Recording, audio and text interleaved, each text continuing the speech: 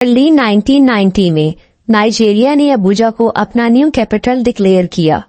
इनका main objective large infrastructure के साथ world class international airport build करना था।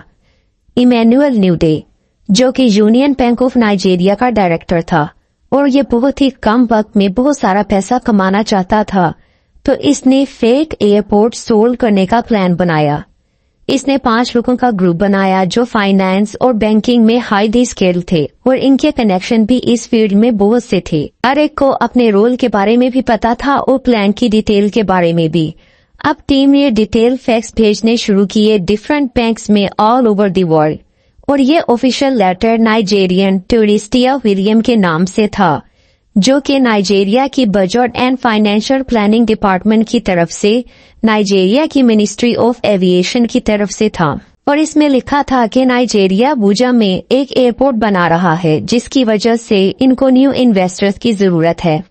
इसके बाद वो इंतजार करने लगे कि कहीं से इनको इस फैक्स का जवाब आए, और कुछ अरसे के बाद नेल्सन साकागुची के नाम से बैंक ऑफ नोरिएस, जो कि ब्राजील का एक मेजर बैंक था, वहां से जवाब मौसूल हुआ कि वो इस प्रपोजल में एक्सट्रीमली इंटरेस्टेड है और इनके बैंक को इन्वेस्टमेंट की नई अपॉर्चुनिटी चाहिए थी काफी टाइम से।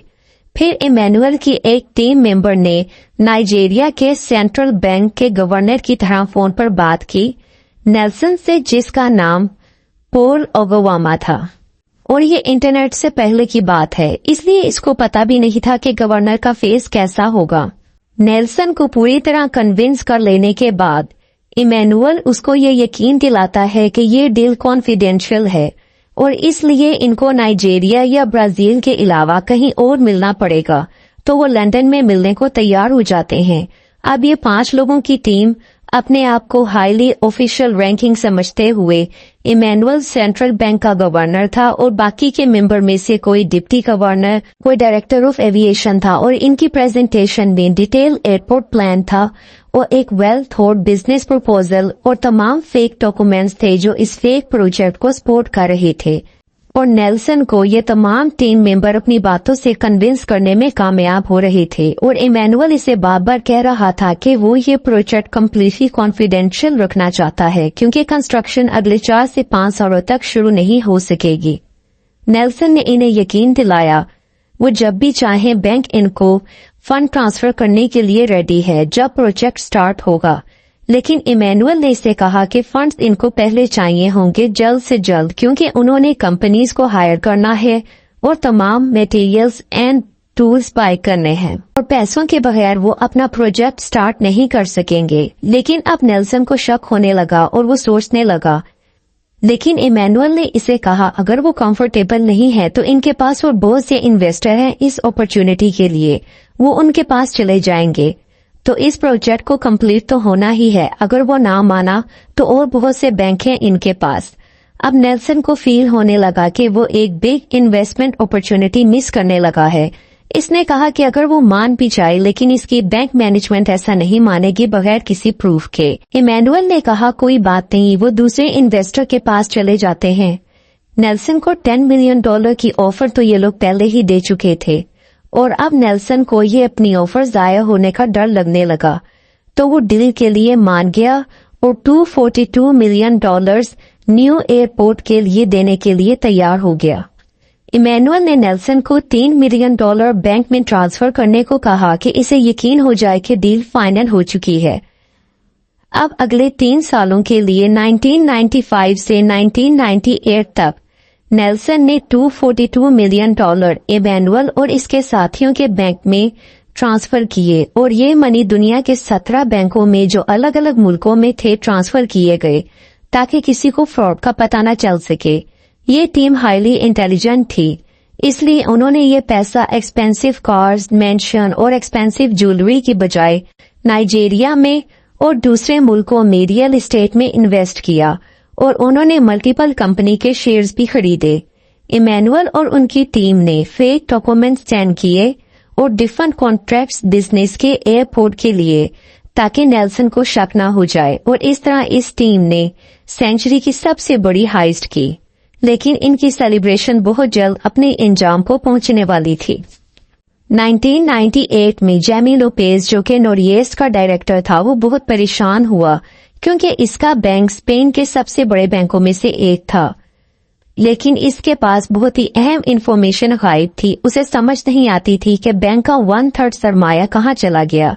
तब इसे नेल्सन पर शक हुआ कि इसके पास जरूर कोई इंफॉर्मेशन होगी।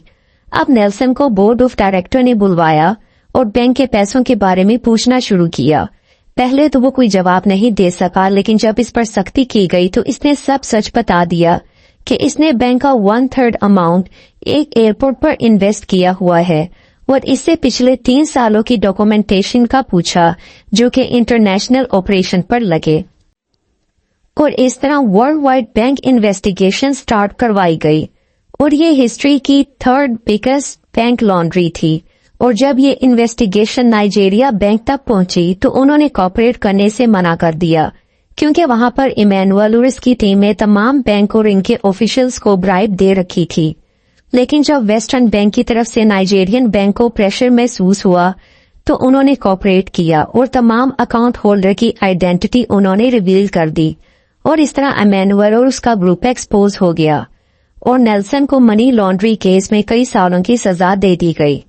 और अब बैंक ने अपने लॉस्ट फंड को कवर करना शुरू किया, लेकिन तमाम मनी रियल एस्टेट और इन्वेस्टमेंट में जा चुकी थी तो वो कुछ भी ना कर सके। और अब ब्राजीलियन बैंक भी अपनी तमाम होप्स खत्म कर चुका था। लेकिन 4 साल के बाद नाइजीरिया के न्यू प्रेसिडेंट के आने के बाद वहां पर फाइनेंशियल क्राइम कमीशन बनाई गई 2003 में और इमैनुअल और इसकी टीम को 2004 में अरेस्ट कर लिया गया। और जब ट्रायल शुरू हुई तो इमैनुअल ने जूरी और ऑफिशियल्स मेंबर को ब्राइब करना शुरू किया और वो जज वहां से किसी और सिटी में ट्रांसफर कर दिया गया। अब की बार जब न्यू जूरी वहां पर आई तो उन्होंने नेल्सन को कोर्ट में पेश किया जिसने इमैनुअल और उसकी टीम का सब फेक प्लान सबके सामने एक्सपोज किया। अब इमैनुअल ने $242 मिलियन में से $120 मिलियन वापस किए और $10 मिलियन नाइजीरियन गवर्नमेंट को फाइन पे किया और इसे 25 ईयर की सजा हुई। लेकिन अपने पैसे के बिहाफ पर वो ये सजा 2 साल में पूरी करके बाहर आ जाता है।